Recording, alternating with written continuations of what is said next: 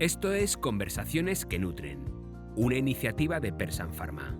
Nutrición, ciencia y personas. Un espacio para conversar con expertos y descubrir los avances en salud y nutrición clínica. Dale play al conocimiento.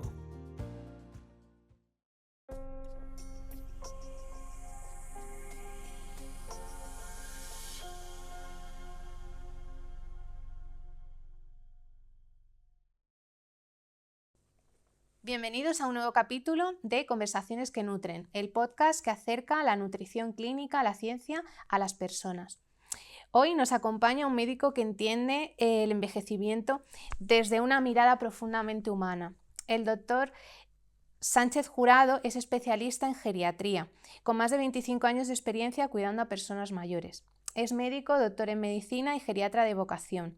Trabaja desde hace ya más de 20 años en el Hospital General Universitario de Albacete y también es profesor de geriatría en la universidad, donde forma a futuros médicos, no solamente geriatras, pero para que tengan una atención más cercana y más humana, centrada en la calidad de vida y sobre todo respetuosa también con las personas mayores. Su investigación y su práctica clínica giran en torno a un concepto clave, la fragilidad y cómo prevenirla para mejorar la calidad de vida de los pacientes. El doctor Sánchez Jurado defiende una geriatría integral que no solamente trata enfermedades, sino que también acompaña a la persona y a su familia en el proceso de envejecimiento. Hoy hablamos con él de envejecimiento y hablamos de cuidados, y no solamente de cómo cuidar, sino de cómo envejecer mejor. Bienvenido, Pedro. Muchísimas gracias, Ángela. Encantada de poder tenerte aquí. Hoy nuestro objetivo va a ser que vayamos un poco desgranando cómo desde la perspectiva de la geriatría podemos hacer mucho más, y la nutrición también forma parte esencial del tratamiento de estos pacientes. Muy bien, vamos a empezar, ¿no? Sueles decir, porque tú además eres muy divulgador, sueles decir que no solamente es importante vivir más, sino también vivir mejor, ¿no? Y no solamente más años, sino cómo vivimos esos años. Desde tu experiencia, ¿cómo se relaciona la nutrición, la alimentación, con este objetivo de longevidad saludable, de envejecimiento saludable, ¿no? De autonomía de estos pacientes? Muy bien, has puesto sobre la mesa un par de conceptos muy interesantes, como es vivir más años, vivir mejor, vivir más independiente. Y me viene a la cabeza la conversación esta que pillaron las cámaras del líder chino y Putin, hablando de que la inmortalidad estaba cerca, o llegar hasta los 150 años, pero Sí. ¿a qué precio? Entonces, nosotros los geriatras siempre hablamos de acortar los años que se viven dependiente. Ahora mismo hay una importante brecha en las que tenemos una expectativa de vida en España de las mujeres de 86 años, los hombres 82, pero hay una media de 10 años de discapacidad. Entonces, los geriatras queremos acercar esa brecha de mortalidad y autonomía, y que sea muy pequeñita. Tampoco queremos decir con esto que en cuanto sean dependientes los vayamos a matar, pero queremos que sean el menor tiempo posible dependiente. Con lo cual quiero decir que sí, muy bien, una expectativa de vida media muy larga, pero con la mayor independencia posible. Y ello se sustenta sobre uno de los 5 pilares que hay del envejecimiento, y es la nutrición. La nutrición es podríamos decir que es el combustible premium para mantener el músculo. Y el músculo es nuestro eje para mantenernos de pie, erguidos. El músculo ha evolucionado. Si vemos la evolución del Homo sapiens, primero estábamos a 4 patas, y gracias a que el músculo ha ido corrigiendo, hemos adoptado la bipedestación. Claro. Pero ese músculo hay que nutrirlo. Justo. Y hay que nutrirlo correctamente. Y no hay que nutrirlo solamente en el gimbro, hay que nutrirlo también en el adulto mayor, que va a salir a la calle, que va a echar su partida de petanca, que va a jugar al mus, al dominó, a lo que sea. Porque ese músculo es importantísimo para que vaya a echar la partida. Justo. Y si no está bien nutrido, ¿de qué vale el vivir 95 años si 20 de ellos te los pasas a lo mejor sentados? Por lo menos bajo mi punto de vista. Al final eso es importantísimo, porque la independencia es algo muy importante también, o el poder por lo menos hacer esas actividades de la vida diaria, pues es muy importante para los pacientes también a nivel psicológico incluso, ¿no? Sí. Se sienten como muy útiles. Y cuando se habla de músculo, indudablemente tenemos que hablar también un poco de fragilidad, ¿no? Dentro del contexto de la geriatría, ¿cómo realmente podríamos relacionar? Porque a veces cometemos el error de relacionar la fragilidad con el envejecimiento de manera que parece que no se separan, ¿no? Pero ¿podrías explicarnos un poco realmente cómo la fragilidad, cómo la podemos detectar en estos pacientes y cómo influye en la calidad de vida de los pacientes? Has puesto muchas preguntas encima de la mesa. Sí, es complicado, es un tema realmente interesante. Pues vamos a intentar.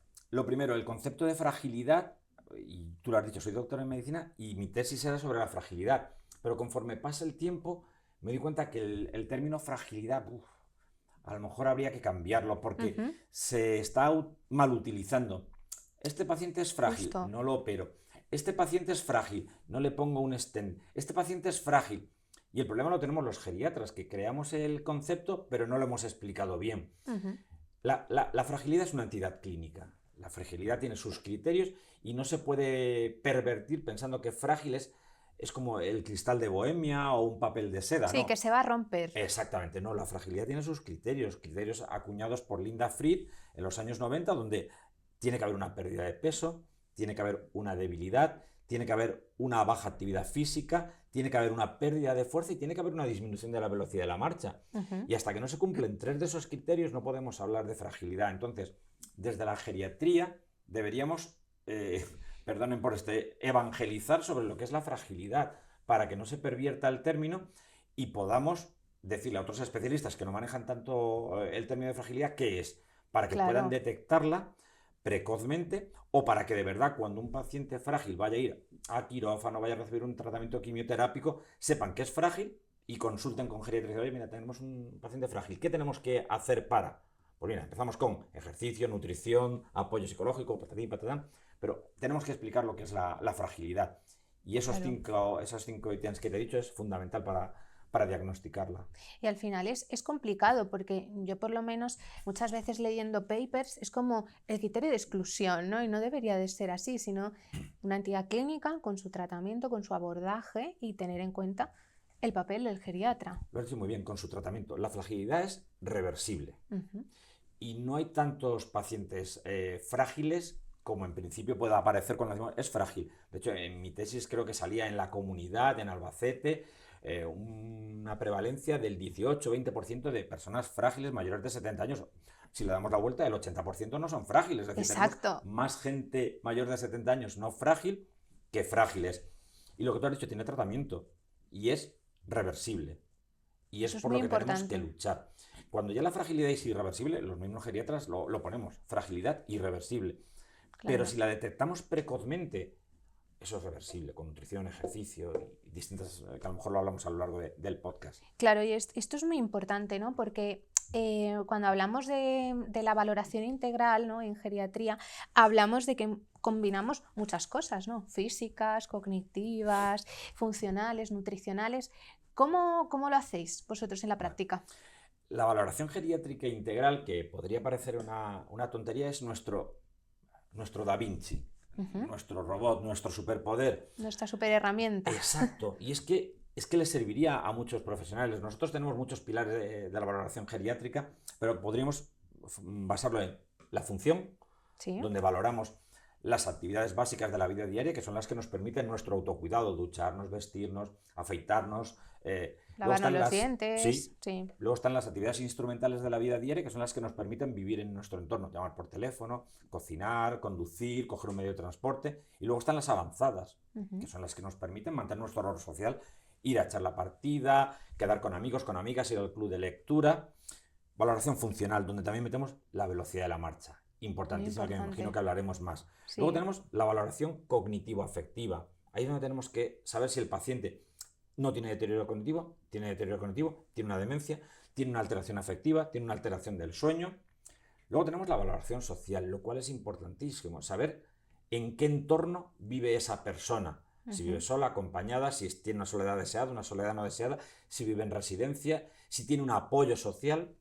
Y a ella le metemos 2 superpoderes más a esa valoración, que es la nutrición, con todas las herramientas que tenemos hoy para valorar la nutrición, y la fragilidad, con la cantidad de elementos de escalas que están surgiendo hoy para la fragilidad. Entonces, tenemos mínimo 5 patas para la valoración geriátrica y que podrían ayudarles a otros profesionales. De hecho, me consta que en Albacete, donde yo trabajo, el informe de geriatría, donde está la valoración geriátrica, física, cognitiva, social, nutricional y frágil, pues les ayuda mucho a tomar decisiones futuras. Totalmente, es conocer de manera integral al paciente, ¿no? Ujú. Ponerlo en el centro y a partir de ahí conocer todas sus circunstancias. Y siendo un poquito más específicos, ¿qué herramientas y qué escalas consideras que son más útiles para valorar la fragilidad en este contexto? Ujú. Que no es fácil, ¿no? Porque cada uno pues, Ujú. tiene unas características diferentes. Bueno, a mí me gusta mucho lo de Fried, la escala de Linda P. Fried, pero bueno, ahí ya te implica el tener un pasillo de la marcha donde puedas hacer caminar al paciente, te implica tener un dinamómetro, que a lo mejor no lo tienes para la fuerza prensora, y entonces hay otras herramientas, y esta me resulta curiosa, la de la escala Frail, F-R-A-I-L, que la creó Morley, y a Morley lo trajimos a un congreso castellano-manchego, fíjate, a un Fíjate. congreso castellano-manchego, a Albacete, Bueno, desde Estados Unidos. Y el tío es súper, vamos, dio una charla magistral y comiendo con él, pues te lo contaba cómo surgió la herramienta y cuenta que surgió en un bar con una servilleta. No sé si fíjate. era verdad o no será verdad, pero dice que estaban tomando cervezas y que dijeron, sí, pero ¿por qué no creamos algo más sencillo para... Venga, una servilleta, la escala fail, venga, ¿qué preguntamos? Vamos a preguntar, ¿qué? Venga, Claro. si te cansas al subir un tramo de escaleras, un punto en la escala Frey. Sí. Si te cansas al andar, si no puedes andar una manzana, que son unos 100, 200 metros, si tienes más de 5 enfermedades, si has perdido más del 5%, bueno, pues así surgió. Y esa Claro. escala es muy útil, porque esa escala incluso la puede contestar el cuidador en un momento en el que vayan a urgencias y no puedas ponerle a hacer, evidentemente, la Claro. fuerza prensora ni la velocidad de la marcha. Con la servilleta de Morley se lo puedes Listo. preguntar y le puedes preguntar al familiar que viene. Pero se cansa al subir escaleras, Claro. ha perdido peso, tiene tantas enfermedades, se siente cansado y el familiar te lo va a contestar. Entonces es una herramienta que en 3 minutitos nos puede decir si el paciente es frágil, con 3 ítems positivos, o si es prefrágil, 1 o 2 ítems, o si es robusto. Claro, me parece muy interesante porque al final muchas herramientas surgen de eso, del consenso de los expertos, del haber visto a muchos pacientes y saber cuál es el signo de alarma, ¿no? Y bueno, también da mucho la historia, ¿no? La experiencia da mucho que pensar de decir qué potencia, ¿no? También de consenso que ha podido llegar a generarse, ¿no? De esta herramienta, me parece muy interesante. Y si para nuestros jóvenes profesionales, tanto médicos como nutricionistas que nos estén viendo hoy y no sé, o no hayan visto tan pacientes geriátricos, ¿no? Porque pacientes adultos mayores, mejor dicho, que son bastante más mayores, ¿no? Nosotros hablamos de 65, 70 años, pero vosotros veis pacientes muy, muy mayores. ¿Cuáles serían los signos, además, bueno, un poco de los que incluyen las escalas, pero que realmente tienen un papel, ¿no? Vamos a pensar, ya se está empezando a volver frágil este paciente. ¿Cuáles son esos signos clínicos que podríamos decir, cuidado, esto ya me... Yo, la vista, la mía. Al entrar el paciente en la consulta, por eso me gusta que tengamos más tiempo los geriatras en la consulta, es ver 2 cosas. Ver que camina lento. Fíjate. Y en los varones, ver los agujeros del cinturón. Muy interesante. Porque ahí dices, ostras, ese cinturón tiene más agujeros que la última vez que le vi. Claro. ¿Ha perdido peso? Y le preguntas a la familia, ¿ha perdido peso? ¿Tú lo has pesado? No, yo no lo he pesado. Claro. Pues es que mire. Y luego verles caminar, cómo le va colgando el pantalón. Dices, ve, ostras, pues es verdad, ha perdido peso. Claro. Entonces, para mí, la velocidad de la marcha y la pérdida de peso son 2 signos que podemos ver los profesionales si nos fijamos bien, si levantamos la cabeza del ordenador. Que eso nos cuesta, cada vez nos cuesta más, ¿verdad? Mucho. Y esas pantallas grandes puestas delante, sí. Y no ves al paciente. Justo. Entonces, a lo mejor hay que apartar un poquito la pantalla y verle entrar en la consulta, verle caminar y ver los agujeros del cinturón. Claro. Y luego la familia lo puede ver muy bien. Es que yo lo veo también porque llamas al paciente o a la paciente y entra el familiar y dices, usted no es. Claro. Es que viene por detrás, es que viene más lento. Claro. Eso ya es una señal. Y luego ya sí hay familias pro que te dicen, mira, te lo traigo porque viene perdiendo peso y yo no me lo explico. O mira, que es que antes iba caminando a toda velocidad y ahora lo dejamos atrás. Claro. Velocidad de la marcha y pérdida de peso para mí son, ¡pum! Esos son signos de alarma. A mí personalmente me viene fenomenal. Muy bien. Y desde su experiencia, porque me surge, desde tu experiencia, mejor dicho, Gracias. me surge una duda, ¿no? Porque muchas veces, bueno, vemos que el paciente mayor, sobre todo en la sociedad que tenemos ahora también, abunda la soledad, ¿no? Y una de las cuestiones que a mí más me llama la atención, ¿no? Es cómo puede realmente causar o cuál es el resultado de la soledad en estos pacientes. No sé si tiene algo que ver, ¿no? Porque no tiene nada que ver un paciente que venga con su familia, ¿no? Como acabamos de explicar, que uno que venga solo o que deje de venir, ¿no? Permíteme un dato. Ahora mismo en España, a día de hoy, viven 800.000 personas mayores de 80 años solas. 800.000. Madre mía. De las cuales 620.000 son mujeres. Y esto no ha hecho nada más que empezar. Cuando lleguemos, mi generación, los boomers, lleguemos, se estima que para el año 2050 puede haber hasta 3 millones de mayores viviendo solos. ¡Qué barbaridad! Eso influye mucho. Influye en la cognición, en la afectividad, en la nutrición. Claro. En la polifarmacia o la farmacia inadecuada, en el no ejercicio. La soledad, sobre todo la no deseada, y también la deseada, tiene parámetros clínicos. Se ha visto claramente que tienen más inflamación crónica, que tienen menos nutrición, que hacen menos ejercicio. Es decir, la soledad, aunque sea deseada, puede llevar a una cascada en los mayores, yo no hablo de gente joven, en los mayores, que nos lleve a un estado de fragilidad, que es la antesala de la discapacidad y la antesala de la dependencia, que es lo que ninguno desearíamos. Entonces la soledad es un problema que deberíamos abordar como sociedad, o por lo menos egoístamente, para cuando yo llegue a los 80 años, que puede que esté solo, ojalá no, ojalá siga con mi mujer y no esté solo, pero hay que abordarlo como sociedad porque nos vamos a encontrar con un gran problema de todo, de fragilidad, dependencia, discapacidad, alteración cognitiva, desnutrición por culpa de la soledad y de no tener unos mecanismos para vigilarla.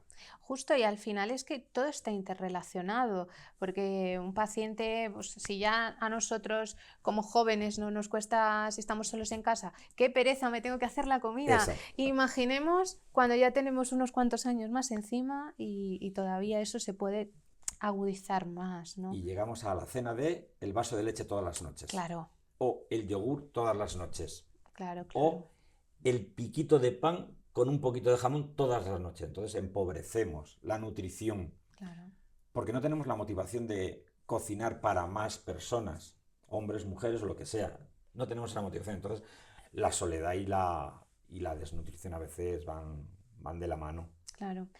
Bueno, y en este contexto a mí ahora me gustaría que pudieses compartir con nosotros quizá alguna experiencia o algún caso que realmente a ti te haya impactado, de decir, hemos detectado a tiempo la fragilidad, mi paciente ha mejorado, estoy súper orgullosa de cómo ha ido, el paciente está mejor o la paciente, no sé si tienes algún caso, entiendo que sí, La ¿no? paciente, es que me ha saltado ahora y es que la vi hará un mes o 2 meses, la reví y la traía una sobrina súper implicadísima y venía la señora, no recuerdo la edad, pero era mayor de 85 años, de un pueblo de La Mancha, no recuerdo si era de Albacete o de Cuenca, porque abarcamos esas dos.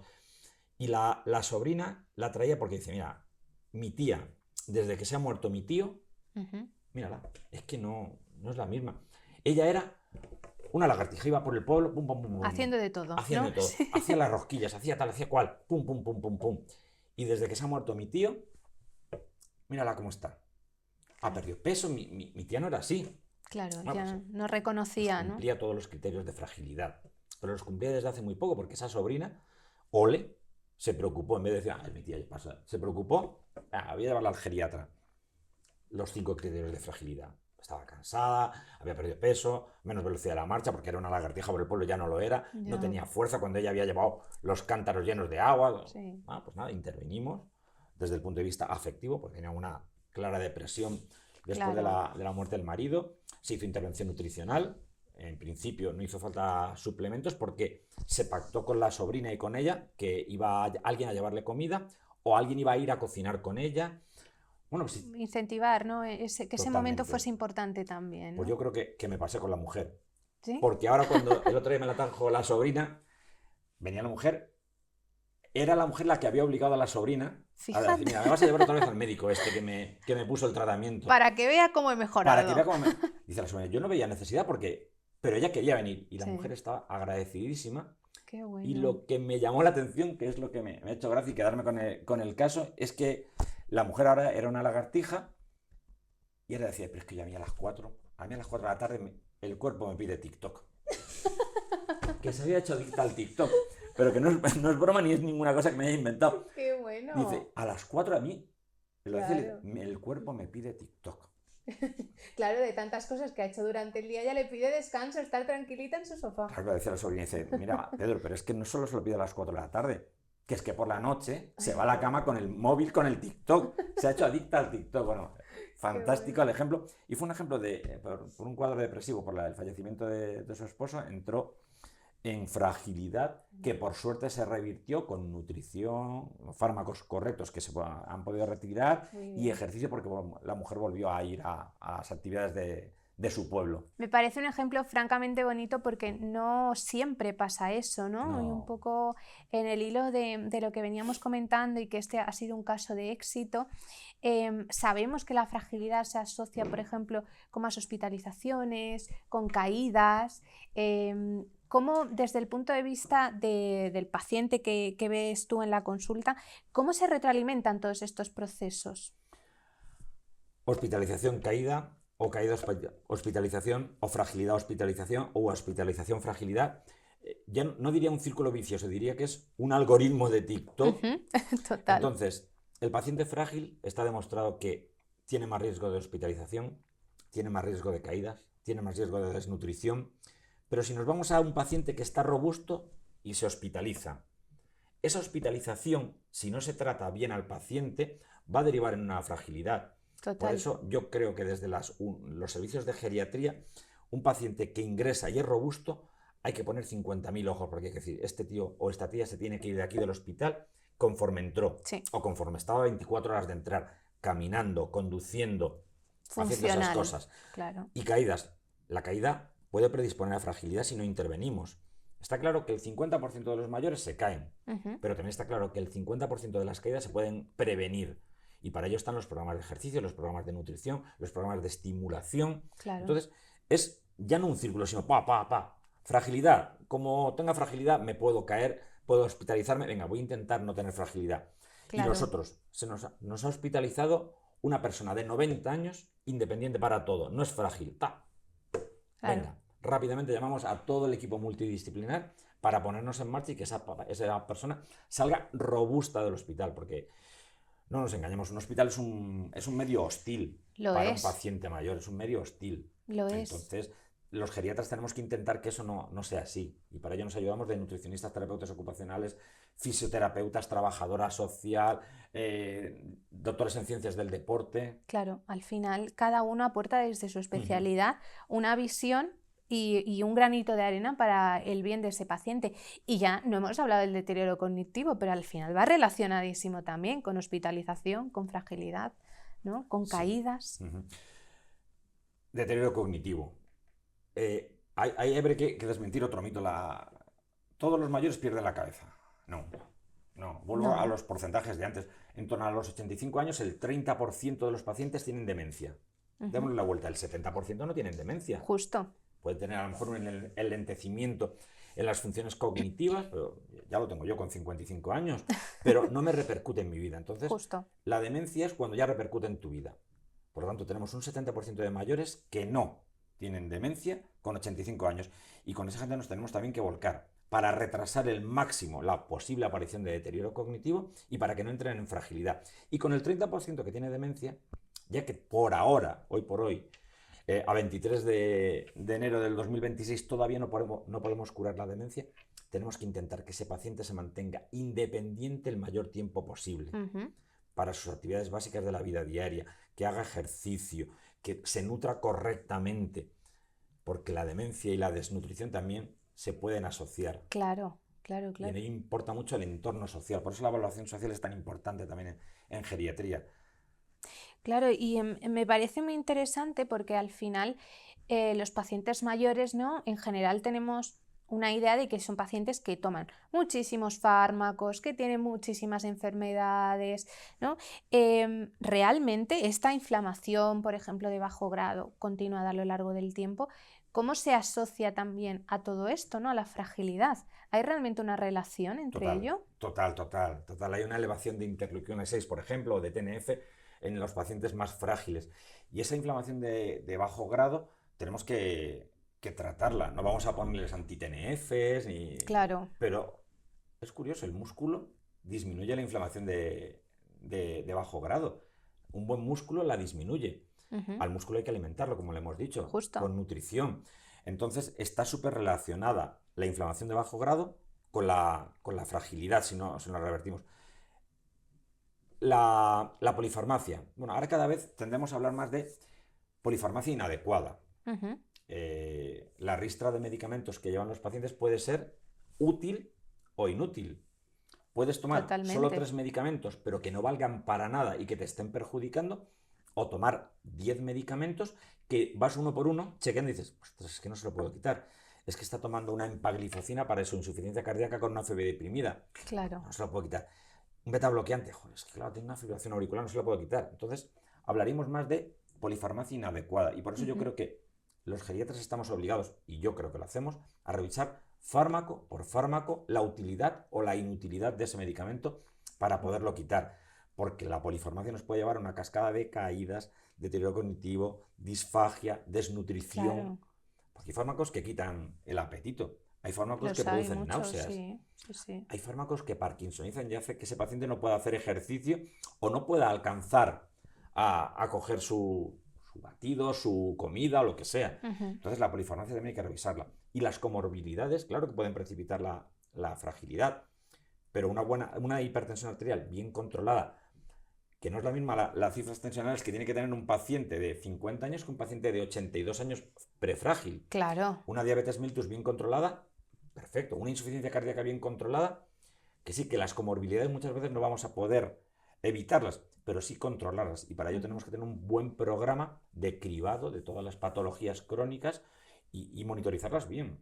No es lo mismo el objetivo de hemoglobina glicada en ti, claro, que en una persona de 90, ¿no? Exactamente, y que ha disminuido la velocidad de la marcha y no podemos querer tener una glicada de 6 en esa persona.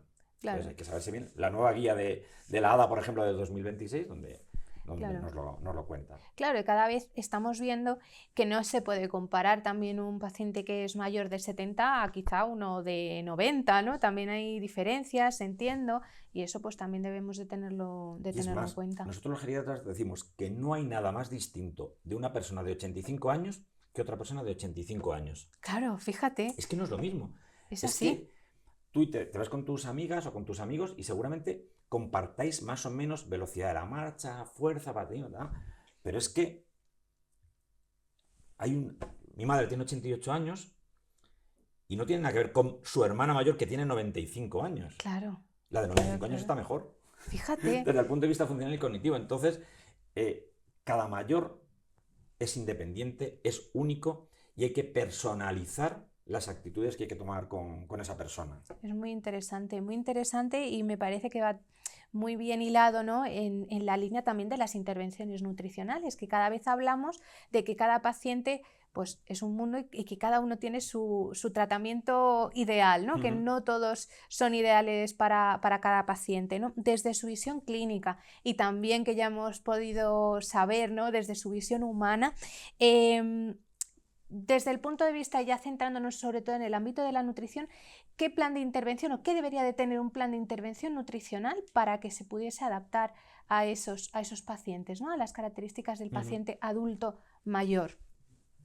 ¿Qué debería tener? Muchas cosas. Adherencia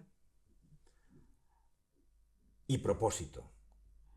Muy interesante. Propósito, el famoso Ikigai que ahora está tan de moda. Bueno, pues si tenemos que tener un propósito en la vida para que sea mejor y más placentera, al paciente al que le vas a hacer una intervención nutricional, tienes que decirle qué propósito quieres con esa intervención nutricional.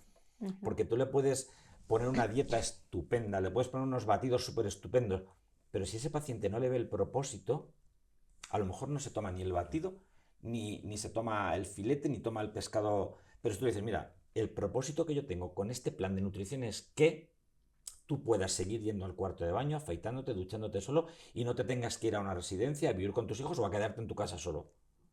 Ostras, ya tengo un propósito. El propósito es que Claro. voy a nutrirme porque con eso voy a poder seguir saliendo con mis amigas a tomar el café todos los miércoles por la tarde. Voy a poder seguir.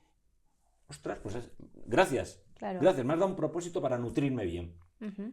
Entonces yo creo que la adherencia y el propósito, decirle, mira, vas a crear músculo, vas a estar mejor en todos los aspectos con este plan nutricional que te voy a poner. Ujú. Muy bien, muy interesante porque al final esto genera también una necesidad de cambio del entorno muchas veces, ¿no? Del acompañamiento de las familias, también es importante. ¿Y qué estrategias prácticas recomiendas en la consulta para mejorar esa adherencia al tratamiento nutricional? Entiendo que es un tratamiento multidisciplinar, donde también habrá nutricionistas implicados, pero desde tu papel como geriatra, ¿cuáles son esas técnicas, ese tip que le podíamos dar a todos nuestros oyentes para que digan, bueno, pues tengo un paciente que es complicado, que parece que no quiere salir de ahí, que no se quiere, no encontramos la motivación? ¿Cómo podemos hacerlo? ¿Qué utilizas tú? Yo, una de las cosas que utilizo es que el paciente, si ve un plato enorme, lleno de comida hasta arriba, se va a agobiar. El paciente que no come. Claro. El paciente que es glotón o glotona, pues se lo va a comer. Pero el paciente que no come habitualmente porque le cuesta trabajo comer, si tú le pones un desayuno espectacular, una comida fantástica y una cena espectacular, pero si tú le pones un poquito de algo, un kiwi a las 9 de la mañana, un vaso con cereales a las 10, un aperitivo a las 12, una comida no muy cargada a las 2, Claro. un cafetito con algo también nutritivo a las 4, a las 6 una merienda, a las 8 nuevo aperitivo antes de la cena, a las 9 una cenita y a veces un resopón, como se dice en Castilla-La Mancha. Es decir, toda la cantidad de proteínas que tiene que tomar el paciente, no agruparlas solo en 3 comidas. También, y esto lo aprendí yendo a los domicilios de los pacientes, comer con un iPad. Qué bueno eso. Comer viendo a Antonio Molina, Manolo Escobar, Rocío Jurado, La Pantoja. Yo me acuerdo de este señor, no voy a decir el nombre, que hacía así con la cuchara, pero en cuanto le pusieron el iPad viendo la película de Antonio Molina o la película de Manolo Escobar, qué bueno. Hacerlo en ratos agradables, ponerle una rutina. Un iPad, este señor tenía una demencia, era difícil que lo hiciese él, pero plantearle, a ver, Juana, María, Pepe, tú, ¿por qué no? Pues porque me aburro. Pues venga, te vas a poner mientras ves la novela turca, o mientras ves el partido de fútbol, y se hace más llevadero. Entonces, espaciarlas, o sea, hacer pequeñas porciones, pero con todos los nutrientes, y crearles una rutina agradable. Que lo hagan en un entorno agradable. Claro, eso está muy bien, así vinculan a refuerzo positivo, Sí, ¿no? sí. Yo también me aburro a veces de comer y engullo, venga, rápido. Pero sin embargo, si yo estoy viendo una serie, me quedo ahí tonto y ya voy comiendo más despacio, más tranquilo y se me hace más agradable ese momento. Bueno, pues todos estos consejos nos resultan realmente útiles, sobre todo cuando esos pacientes pues están apáticos, que no quieren, ¿no? Me parece muy práctico.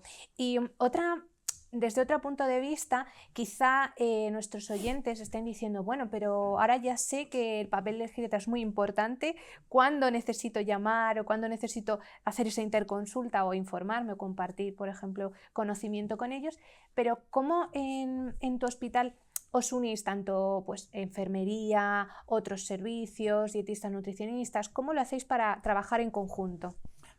Nuestro servicio, que es el segundo más grande de España, el servicio de geriatría de Albacete, es multidisciplinar y tiene que estar el geriatra. Y el geriatra no es la figura central. El geriatra o la geriatra forma parte de un conjunto de gente.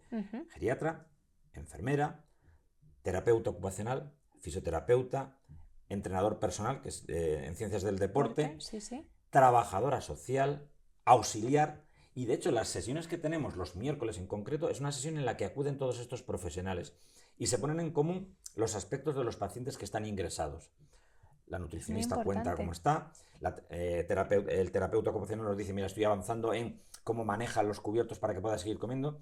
Nuestra fisioterapeuta dice, mira, yo estoy intentando que se movilice mejor para poder llegar de nuevo a las cosas que tiene arriba. La trabajadora social dice, por favor, aguantádmelo 2 días que estamos adaptando el domicilio o estamos buscando residencia. El geriatra dice, mira, clínicamente está estable, pero yo aguanto esos 2 días hasta que esté el plan de recuperación integrado. El de ciencias del deporte dice, cuando ya esté sano me lo mandas, que yo voy a seguir haciéndole ejercicio para que pueda seguir trabajando. La auxiliar dice, mira, yo estoy intentando que vaya al cuarto de baño en vez de ponerle el pañal todos los días. Es decir, la reunión en esa es en la que intentamos al paciente que puede perder la funcionalidad, ¡bum!, lanzarlo. Claro. Y todos los pacientes que entran en el servicio, todos se llevan una valoración nutricional.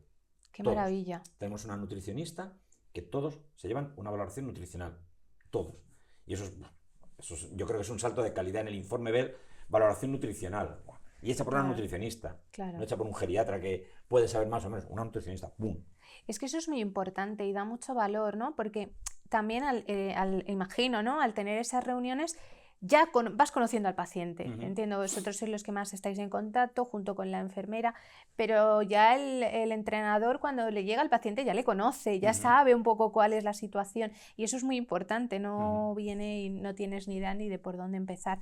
Y me parece muy importante lo de los nutricionistas, ¿no? También porque al final ese también, como diríamos coloquialmente, es abrir otro melón que también es enorme, pero es una suerte poder contar también con esa valoración reglada, siguiendo las guías. Al final facilita mucho, entiendo también, la integración de toda esa parte en la parte médica. Fundamental, fundamental.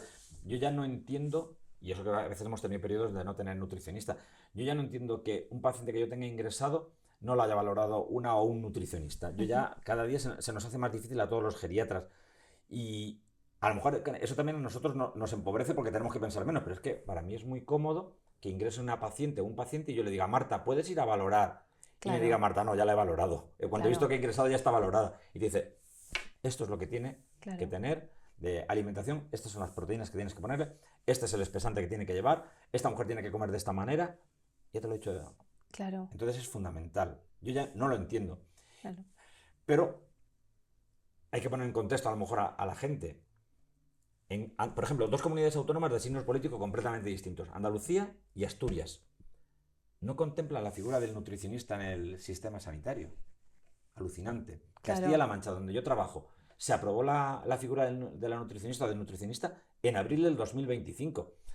Que estamos en el 2025 y todavía no sabemos... Antes de ayer, como quien dice. Es que no están al tanto que las redes están llenas de nutricionistas y dándonos consejos, que a veces son la mayoría buenos y algunos erróneos.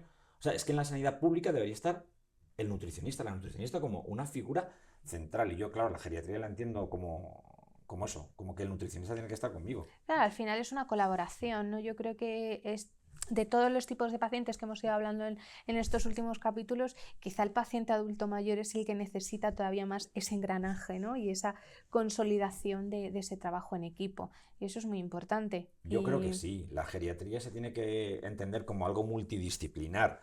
Es cierto que a veces vamos como pollos descabezados por la sobrecarga que hay en el sistema y a lo mejor no me comunico tanto, pero para eso están las notas en los ordenadores donde la nutricionista nos deja escrito. Llevamos muchos pacientes, no leemos, tal, pero ahí está. Entonces tenemos que luchar, pelear, navegar todos para pararnos un momento y valorar multidisciplinarmente a ese adulto mayor que es al que más falta le hace. Claro. A ti por suerte eres muy joven. Tú vas a ir a la nutricionista sin que nadie te lleve. Total. Pero mi señora de 86 años que vive en un pueblo de Albacete que no tiene nutricionista ni tiene nada, no va a ir. Entonces por desgracia ingresado, pero por suerte te vas a llevar una valoración nutricional. Ese ingreso te va a venir estupendamente para que te lleves una valoración nutricional y sepamos cómo tienes que abordar las proteínas, los carbohidratos, los micronutrientes. Claro. También hacer pedagogía, ¿no? Incluso también en los cuidadores y en los familiares, ¿no? El enseñarles cómo deberían de hacerlo, eso también es importante, aprovechar ese ingreso, ¿no? Mucho. Yo intento que se vayan, que creemos mini geriatras. Qué bueno. De hecho, en las charlas, cuando doy alguna charla, al final de la charla, sea de lo que sea, digo, mira, pues ya tienen ustedes el título de mini geriatra. Porque si formamos a la gente en cómo tienen que nutrirse, si la logopeda les enseña la disfagia, cómo tienen que comer, cómo hay que ponerle, qué textura hay que adaptar. Estamos creando mini geriatras. Claro. No queremos más geriatras para que no nos quiten el trabajo, ¿no? Claro. Pero tenemos que ir creando mini geriatras y cuanto más mini, es decir, cuanto más jóvenes sean, mejor, porque vamos a ir formando una sociedad, egoístamente hablando de nuevo, que al adulto mayor lo traten muy bien cuando yo tenga 80 años, que me queda poco. ¿No? Porque al final es que es importante, a nivel social también tenemos que hacer mucha pedagogía de eso. Y Pedro, tú que has estado siempre muy involucrado en la divulgación, ¿no? Nos estabas hablando que das muchas charlas, entiendo que no solamente a profesionales o alumnos, sino también a pacientes. ¿Qué crees que todavía nos falta para realmente que esto esté integrado? O sea, que todos veamos la importancia del adulto mayor de cuidar de esa manera, ¿no? ¿Y qué nos falta tanto a nivel profesional como a nivel divulgativo? Pues te lo digo a nivel divulgativo. La próxima charla que voy a dar es desmontando mitos sobre el envejecimiento. Pues, y además es que está dada metiendo en un buscador, dime los mitos del envejecimiento. Todos los mayores se caen, todos los mayores tienen demencia, todos los mayores están tristes, todos los mayores lloran.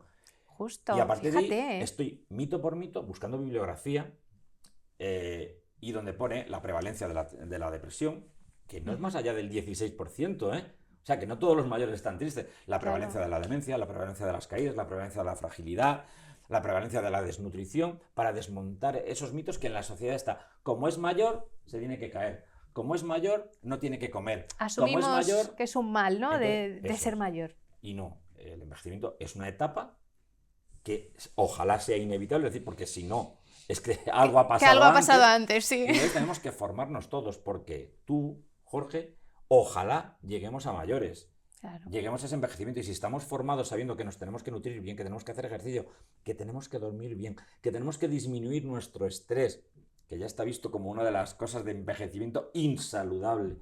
Total. Es el estrés. Si ya nos formamos nosotros tres, pues ya luego podemos empezar a divulgar a más gente sobre eso. Entonces, yo la divulgación que hago me gusta más hablar con... Porque tampoco soy un gran científico, entonces yo no puedo hablar en un congreso. Me gusta hablar, pues la que voy a dar el próximo 18 de febrero es en un barrio de Albacete. Luego el 26 de febrero, me parece, voy a Motilla del Palancar a gente de la calle. Pues que me gusta tan mucho importante o más incluso. Muchas veces sí. el impacto que tiene puede llegar a ser enorme. En geriatría y en el adulto mayor. Claro. Y viendo desde un poco desde la perspectiva ya de cara al futuro, ¿no? Sabemos que ahora mismo, por ejemplo, tenemos muchas más herramientas, sobre todo para hacer una mejor valoración nutricional, como puede ser la ecografía muscular, ¿no? Son herramientas que van surgiendo y que entiendo que han cambiado también la dinámica de trabajo. Realmente, ¿crees que estas innovaciones van a mejorar la capacidad de detectar antes la fragilidad? Sí, sin lugar a dudas. La mejor herramienta para detectar sarcopenia y fragilidad, para ver cómo está el músculo, para ver, es una densitometría, una DEXA muscular. Pero eso no la tiene todo el mundo. Nosotros la tenemos porque gracias a una beca en Albacete, pues compramos una DEXA y la tenemos. Pero hay hospitales donde hay 2 o 3 geriatras y no van a poder tener esa DEXA. Claro, los recursos son limitados. Exacto. ¿Y quién no tiene hoy en día una ecografía? Pues casi todo el mundo tiene una ecografía, casi todo el mundo sabe hacer ecografía. O pide prestado el ecógrafo. O pide prestado, sí. Que eso nos pasa mucho, ¿no? Evidentemente, y con gran respeto a los radiólogos, no hacemos las ecografías ni muchísimo menos, ni un 10% de lo que hacen los radiólogos. Pero para lo que queremos medir, por ejemplo, el músculo, tenemos una compañera, Esther López, que se ha formado y es que te detecta el músculo, la infiltración que tiene. Claro, la calidad de ese músculo, que es que ya tenemos 2 tesis hechas con estudios en pacientes con cáncer de próstata y músculo medido con ecografía. Cómo influye el tratamiento, cómo influye la progresión de la enfermedad en el músculo. Y interviniendo nutricionalmente en ese músculo y con programas de ejercicio. ¡Qué bueno! Los estudios ProSARC 1 y ProSARC 2, gracias a eso, a la ecografía, que al final la vamos a poder tener todos. Tenemos que formarnos ya no solo en ecografía abdominal y para ver un derrame pleural y para ver un derrame pericárdico. Sí, no, para pero... ver el músculo. Sí. Y esa la ecografía vale muy poquito, entre comillas, y podemos detectar el músculo y decir, este músculo está perdiendo nutrientes, claro, a hipernutrir. Eso es que es muy importante. Y mirando de cara al futuro de nuevo, ¿no? ¿Qué te gustaría haber implementado en el sistema sanitario realmente para promover esa conciencia de que la geriatría debe de ser más preventiva, más interdisciplinar, centrada en el paciente, ¿no? Lo que llevamos hablando todo este rato. ¿Qué crees que nos falta o qué te gustaría ver en el futuro? Pues ahora está muy de moda hablar de la medicina de las 4 Ps, y eso quisiera yo poner. Una medicina predictiva, preventiva, personalizada y participativa. Predictiva. Yo, con que todos los pacientes mayores tuviesen hecha una velocidad de la marcha y una fuerza prehensora, sería feliz. Ideal. Porque con eso ya veríamos qué prevención tenemos que hacer. Programa de ejercicios, intervención nutricional, que sea personalizado, lo que me has dicho antes. Claro. Y lo que hemos dicho, un paciente de 85 años no es lo mismo que un paciente de 85 años. No. Y participativa, haciéndole partícipe al paciente, mira, vamos a hacer esta intervención porque va a ayudarte a poder seguir yendo solo al retrete. ¿Qué objetivo más tonto que no nos lo planteamos día a día? Pero una buena intervención nutricional y una buena intervención de ejercicio le va a permitir seguir yendo al retrete todos los días, que parecerá un objetivo muy idiota para gente de 20 y tantos años, claro, pero para alguien de 90 años es muy importante poder seguir yendo solo al retrete. Y si más que el retrete puede seguir yendo solo al retrete del bar donde suele ir toda la vida, fantástico, porque va a poder seguir socializando. Entonces, mejor aún, sí. Si a todos los tenemos fichados con la velocidad de la marcha y la fuerza prehensora, yo sería muy feliz. Qué bueno. De hecho, hoy venía en el tren, cuando venía para acá, y me ha escrito una paciente, mira, mi madre, la veo muy débil, la veo tal, y yo me he ido a la valoración geriátrica. Tenía una velocidad de la marcha, cuando yo la vi en septiembre del año pasado, de 0,20 y una fuerza prehensora de 8 kilos. Pues le contesto, digo, mira, era esperable este bajón. Que pasara, claro. Voy a buscar la etiología era que le habían puesto unos fármacos que eran inadecuados.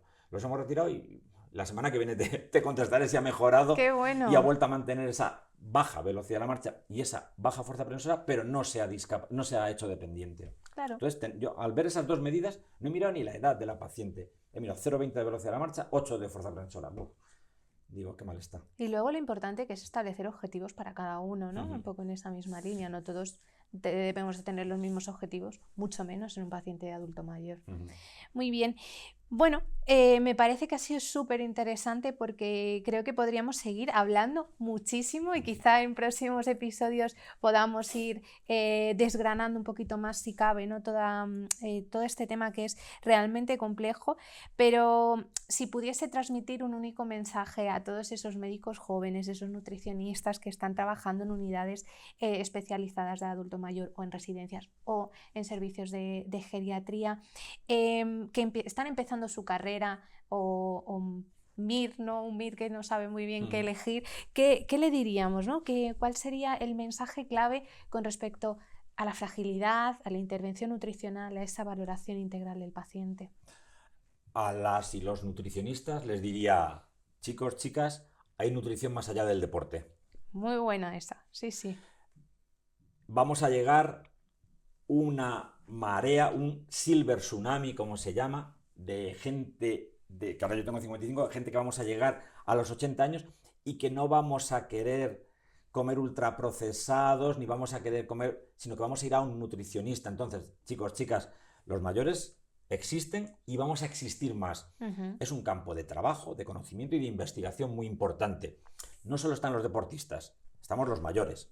Eso es muy importante. Y al estudiante de medicina, que está diciendo yo, voy a hacer geriatría, ¿qué es esto de la geriatría? Bueno, pues yo me estimulo diciendo que somos una superespecialidad, estamos superespecializados, sabemos muy bien lo que necesita el adulto mayor, sabemos qué hay que hacerlo, sabemos cómo intervenir. Apuntaos con nosotros, venid a Albacete a conocernos o a otros servicios de España, Oviedo, el Gregorio Marañón, Madrid tiene servicios muy buenos, Cartagena, Toledo. Venid a ver lo que hacemos los geriatras. A una academia de estas que prepara el MIR nos hizo un estudio en el que los alumnos que recibían formación en geriatría solventaban mejor las preguntas del MIR de geriatría. Y también hizo el estudio que los alumnos que habían recibido formación en geriatría elegían más geriatría. El desconocimiento hace que no se elija. Yo sé que no es una especialidad que vista desde fuera pueda parecer atractiva, pero vista desde dentro yo creo que puede ser apasionante.